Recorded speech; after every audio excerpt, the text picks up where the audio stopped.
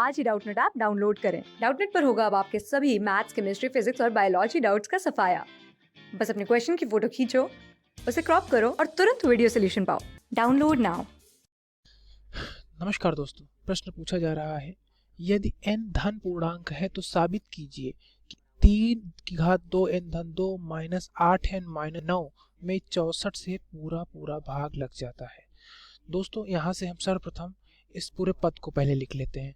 हमारा पद क्या है दोस्तों? 3 की घात 2 n धन 2 माइनस दोस्तों 8n और ऋण में 9, ये पद है।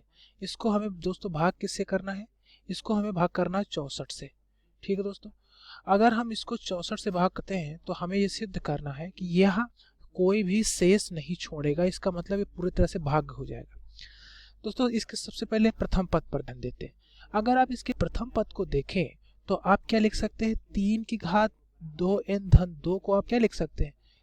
9। कैसे लिख सकते हैं दोस्तों? यहाँ से देखिए, 3 की घात 2 गुणे 3 की घात 2 n, और इसे क्या लिख सकते हैं आप? 9 और 3 की घात 2 n।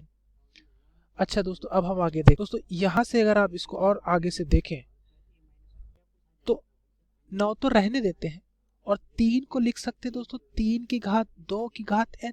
ठीक, अब दोस्तों अब आप देखें यहाँ से तो 9 तो ठीक है, 3 की घात 2 को होगा 9 और इसकी घात n, और इसे आप ऐसे कैसे लिख सकते हैं? 9 और 8, 9 की जगह क्या लिख सकते हैं? 1 धन 8 इसकी घात n लिख सकते हैं।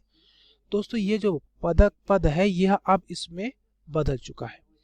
दोस्तों अब हम 9 और 1 धन 8 की घात n इस पद को अगर ध्यान से देखें तो दोस्तों इस पद का अगर हम विस्तार करें तो 9 तो रहेगा ही दोस्तों सबके सामने, उसके साथ साथ 1 धन 8 की घात n का हम द्विपद प्रमेय से विस्तार करें तो क्या लिख सकते हैं?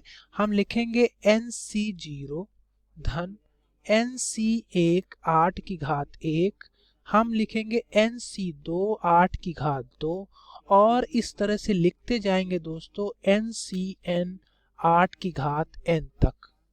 दोस्तों यहाँ तक कोई दिक्कत नहीं। चलिए दोस्तों अब हम आगे देखते हैं।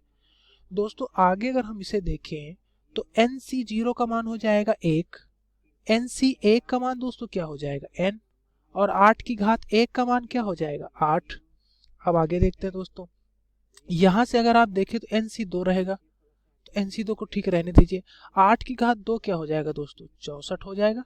ठीक है, तो 64 nc2, और अब इस तरह से दोस्तों अगला पद इसी तरह से होता जाएगा।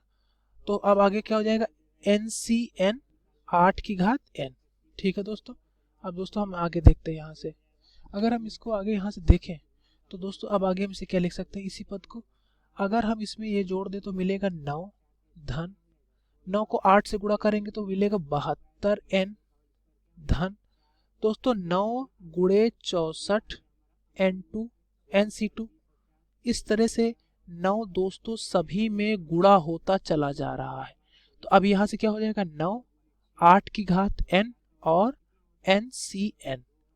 दोस्तों ये इस पद का हमने विस्तार देख लिया।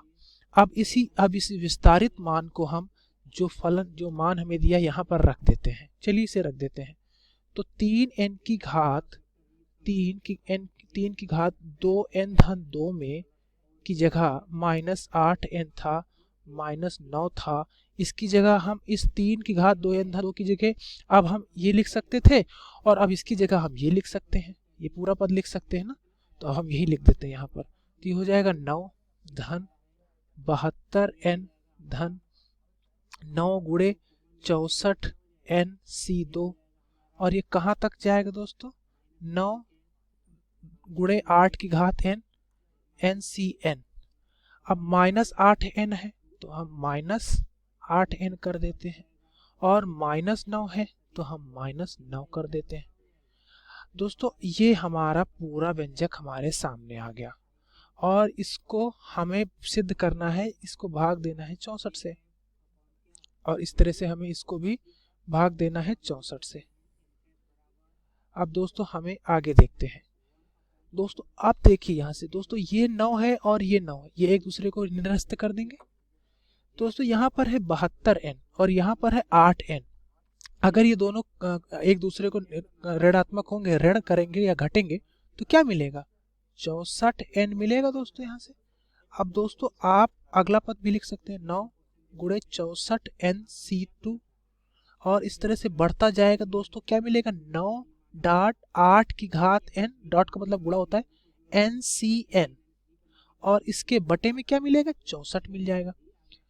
अब दोस्तों आप ध्यान से अगर देखें तो अंश के सारे पदों में 64 आपको मिल रहा है। 8 की घात n में भी 64 होगा। तो दोस्तों इसका मतलब अब इस पद को इसमें सारे पदों में 64 है, तो हम यहाँ से 64 उभयनिष्ठ ले सकते हैं। तो 64 अगर हम उभयनिष्ठ मिलेंगे तो n मिल जाएगा धन 9 गुणे NC2 मिल जाएगा, और इस तरह से अगला पद 9 गुणे 8 की घात n ऋण 2 NCN मिल जाएगा, और अंश में 64 मिल गया और हर में भी 64 मिल गया। हमने इसको अगर काट दिया दोस्तों तो बची हुई संख्या है, ये एक भागफल मिल जाएगी। तो दोस्तों जो हमें मुख्यतः हमें सिद्ध क्या करना था? सिद्ध करना था कि यह फलन 64 से, यानी कि व्यंजक 64 से हमेशा भाज्य है।